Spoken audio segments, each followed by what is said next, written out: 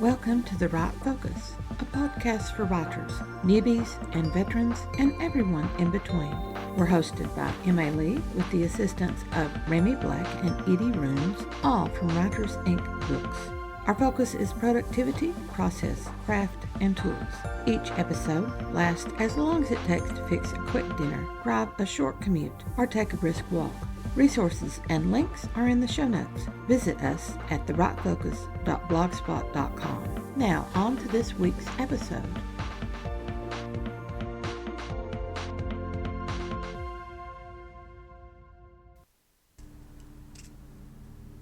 Midsummer is July, and we start our July with an interview of Toronto writer Karen Grose.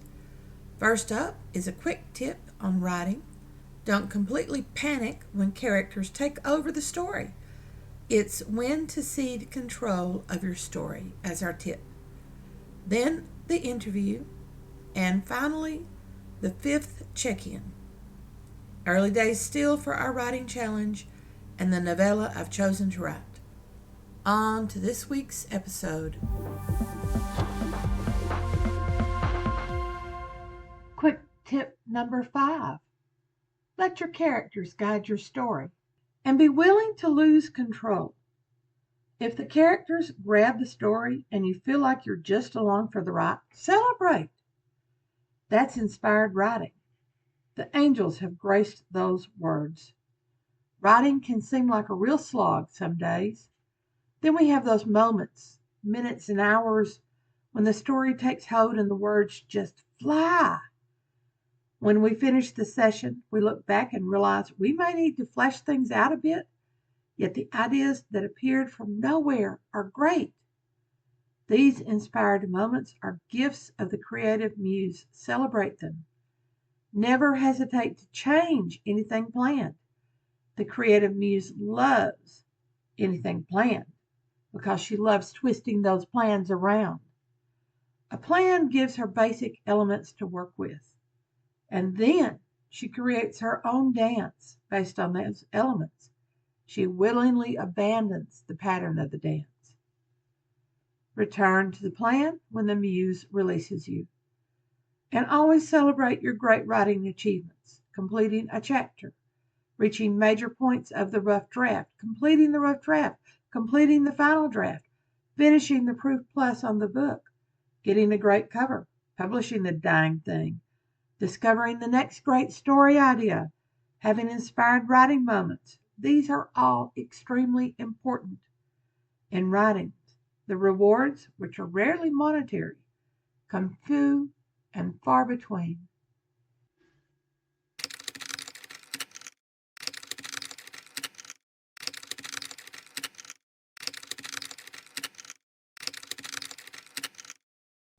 Well, I hope so. I hope I can share a story. I love your theme of challenge. I mean, don't we all just have Yes. so much challenge?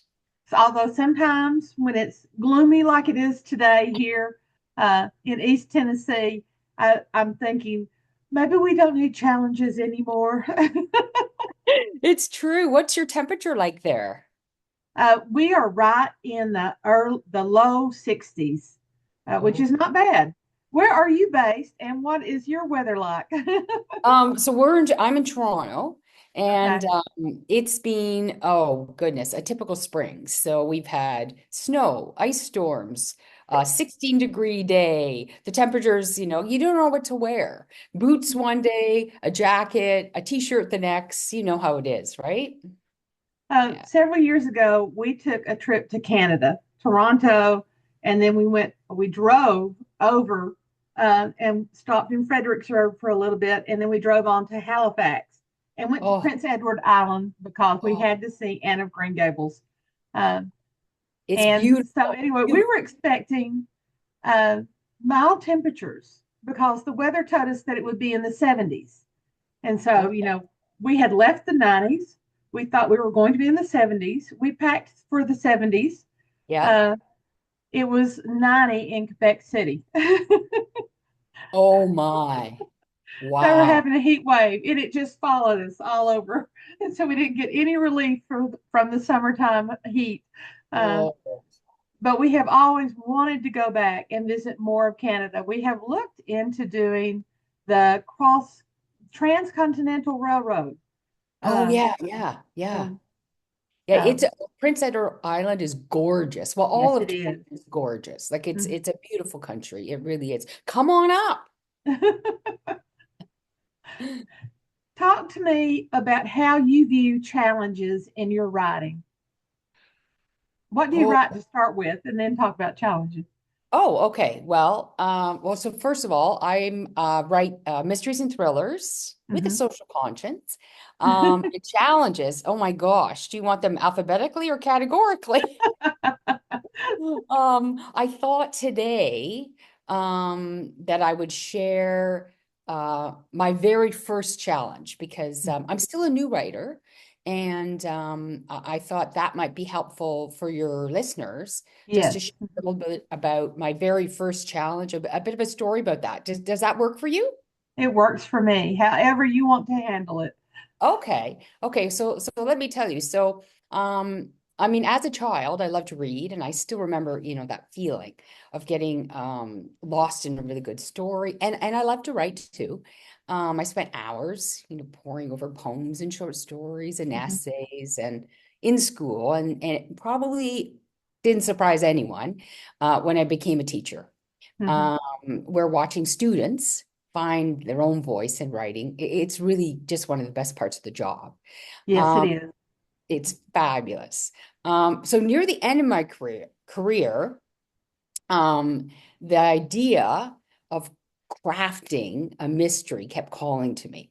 And Hmm. the foggy pieces of the dime box, which is my first novel, Hmm. um, they just were lingering in my mind and taking up too much real estate, really. So one day I was talking to a colleague and I shared the concept of the novel. Uh-huh. And he said to me, "Oh, sounds solid. Giddy up. How hard can it be?" Right? Oh, God. Wrong words. Yeah, yeah, famous last words. Hmm. Um, so I decided, over the next year, I just pumped my heart out onto the page. I was flying with high hopes. It was really exciting. And I got through a first draft and I was just so filled with joy. And I read that once you finish it, you put it in a drawer and leave it alone. So that's what I did. And about 2 months later, I pulled it out to review it. Hmm. Oh, what a hot mess. No one would read it, let alone ever buy it. And so My for first manuscript is still in that drawer. oh yeah, oh yeah, many of them. Well, so for the first few days, I really wallowed. I was like, how could this happen? And what do I do now? Hmm. And all I knew was that I couldn't stop writing. So the themes in the dime box are ones I believe we need to act upon to build a more just and equitable society. So Hmm. they include poverty, marginalization, gender, domestic violence, a search for identity, adoption, and really how we define family. Right. Um, but I knew if the story was ever going to get in the hands of the readers, it Hmm. had to be written in a more compelling way. So I set out on a new path.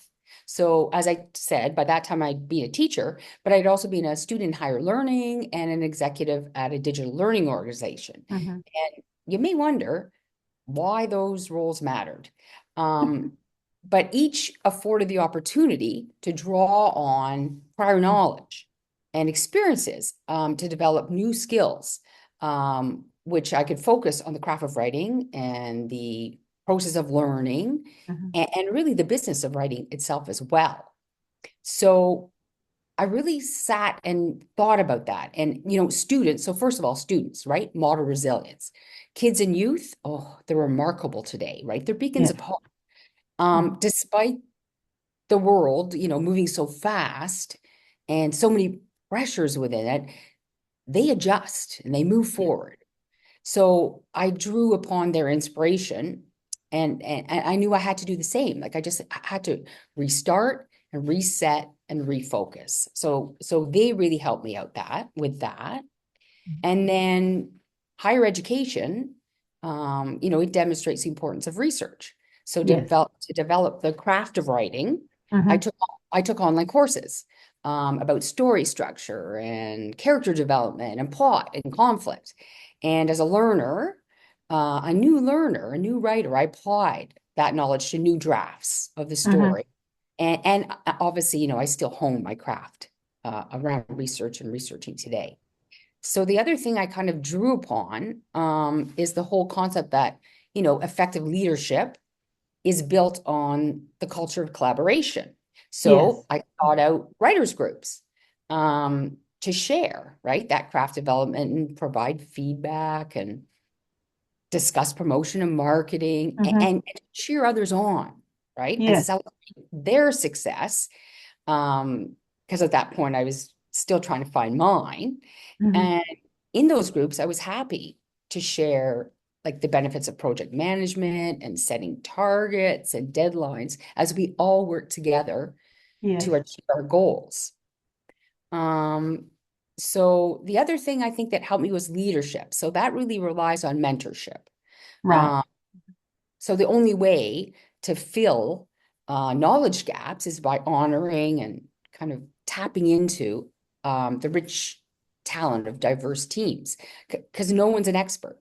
And my gaps, for example, they were pretty big in the workings of the justice system. Uh, yeah, they were kind of glaring. Hmm. But fortunately, I had a mentor who answered my fire hose of questions about the ins and outs of the justice system, Right. as well as police interview techniques. Hmm. So I share this story because by tapping into prior experiences to co-learn and learn and relearn Hmm. within a caring and supportive community, I was able to develop the craft of writing and push through.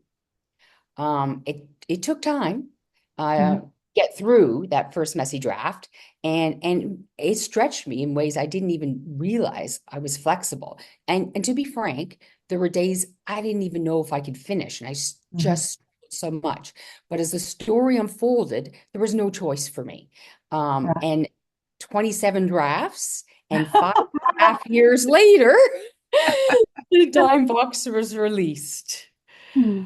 Um, Well, that's so good. You got through it, and it's the first one. yeah, yeah. Thank you. But I share that challenge because I still think about that today. Mhm. Um, and I still draw upon prior experiences when facing those types of challenges. And I think as writers, we all have challenges as we write all the time. And so I hope that story may offer some tips and suggestions for new writers as they face various challenges writing Mhm. their first novel. Right. I think it's so important that you bring all those skills that you developed into how are you going to improve yourself? How are you going to improve the book itself? And meld that all together and then create something that you can go forward with. Um, that's excellent. That's excellent. Thank Um, you. Well, I should tell you, shortly after the Dime Box came out, mhm. I made the decision to write full time. So Right. not retiring, I call it rewiring. Um, and to be very honest with you and your listeners, I'm still growing and learning every Yeah. day. But I'm having so much fun nurturing, my creative spirit. Mhm. And I truly believe, right? Stories are the way we build empathy, which Yes. connect us together and they kind of encourage us, right? They encourage us to walk in other people's shoes and Right. question the Yes. world, visit places we never Mhm. go. And I've met so many amazing people, and I truly believe if we take the time to listen to each other, everyone has a really wonderful story to tell. I think we are, as people, we're sort of hardwired for curiosity and amiability. And so when you bring those two together into writing, it really informs everything that we do.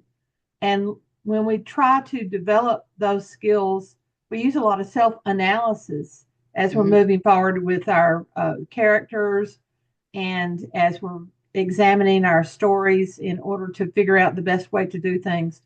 We can apply those skills to life at large. And then life at large teaches us skills that we can then turn around and apply to our own writing. I know that after when I retired after 30 years in my career, I actually did not know what I was going to do, and then I kept pursuing writing, which I had been doing. And I thought, I'll slow down, but I didn't slow down. Instead, I started this podcast. But it Yeah. gives you a new perspective on things, and you always have to look for that new thing and then how you can bring other people into the new thing that you're doing so that you can get new ideas and things.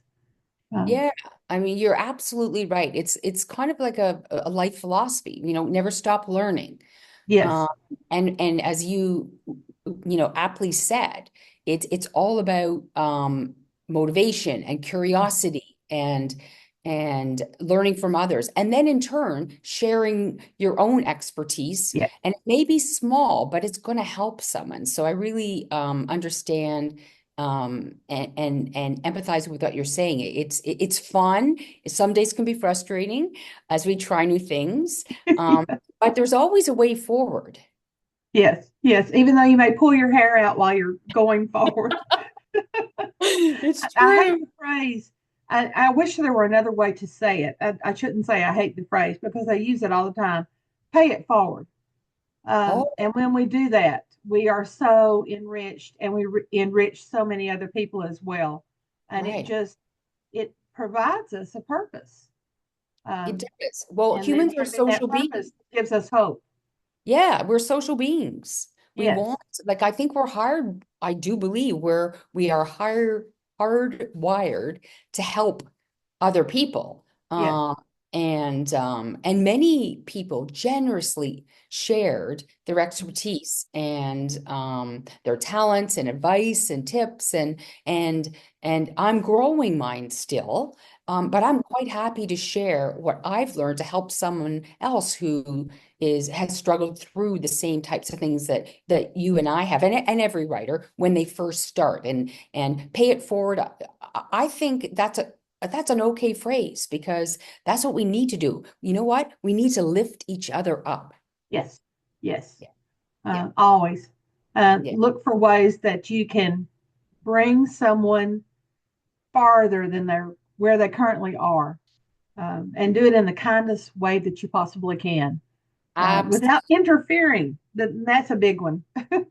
I was a That's teacher for true. 30 years, and in a teacher, it, it you're the dictator of the classroom, and the students sort of have to do what you are doing to pull them forward. But there are so many additional ways that you can sort of guide them in the right direction, Hmm. uh, and help Absolutely. them grow in ways that they never expect, not just in content knowledge, but Right. in life skills, uh, Right. and then Absolutely. ways that you can provide them hope that maybe they didn't have, new horizons that they weren't expecting. Yeah. And so I think that's very, very much what a writer is, in Hmm. looking for hope and providing new horizons simply by spinning what if into our stories. Um, Absolutely.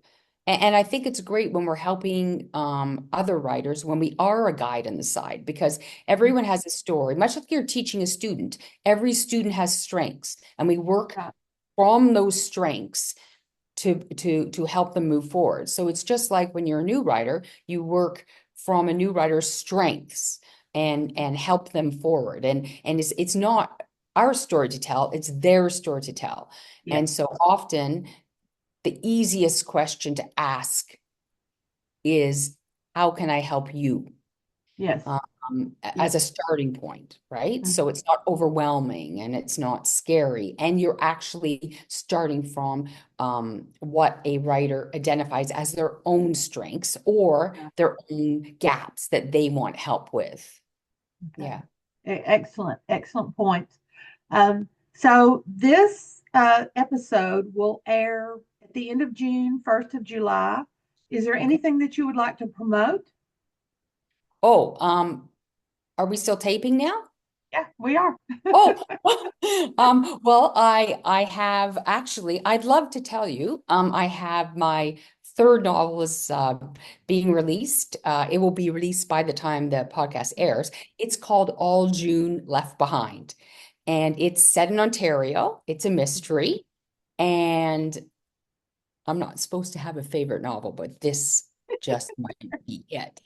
I love the plot. Mhm. I love the main character, Ray. I enjoy doing all the research behind it, and it's just a twisty, turny, heart-warming mystery. And so I think I sent you a picture of the cover, the image of the cover. Yes. So if you would like to share that, that'd be great. And I would love for readers to pick it up and enjoy it over the summer months. And they can find it everywhere? Yes, everywhere books are sold. Okay, great. Excellent. Yeah. Thank you so much, Karen. Thank you, Emily. I'm so grateful to have joined you today and to talk about new writing and life. As you say, it's all cyclical. It all comes together. Yes. And it's constantly coming together. Although It is. sometimes it's more like this.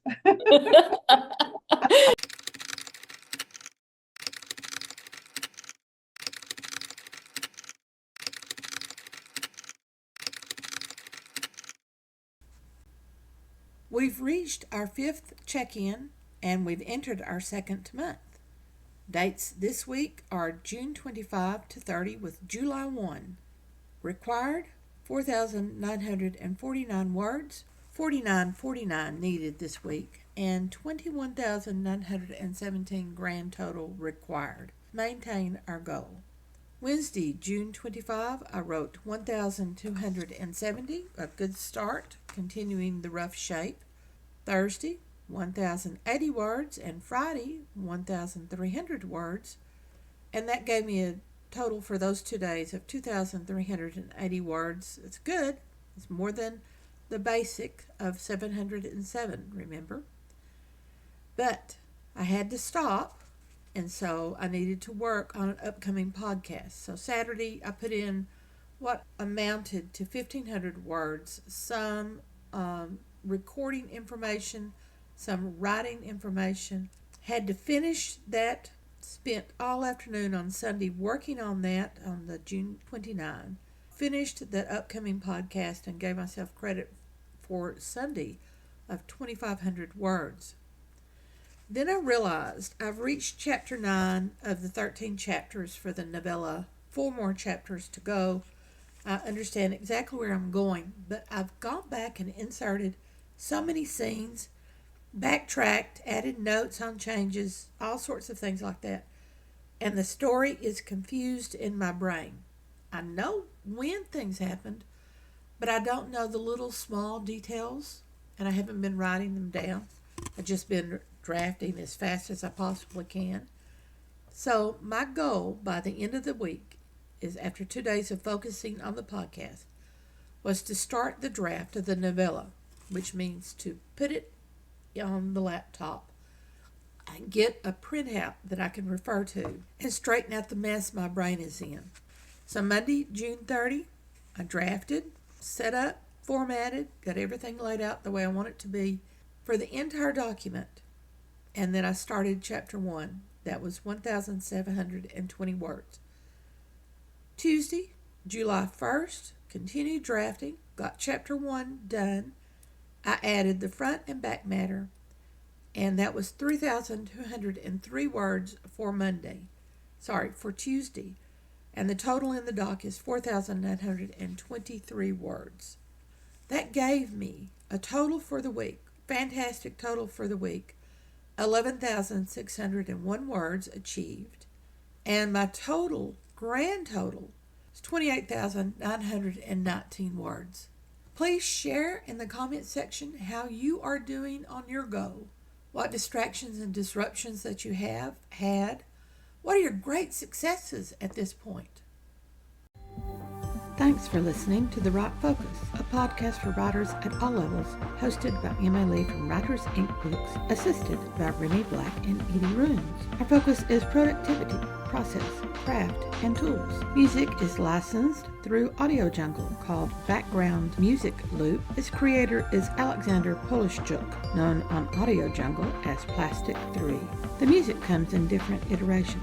Show notes and resource links for this and other episodes can be found at thewritefocus.blogspot.com. Write to us at winkbooks@aol.com when you have questions, comments, and speculations. We will try to answer you as quickly as possible. By the way, we will not mind your email address. That's rude. If you find value in our content, share with your writing friends or write a review. We're small beans here without the advertising budget of the big peeps, and you can make a difference. And whatever occurs, write on.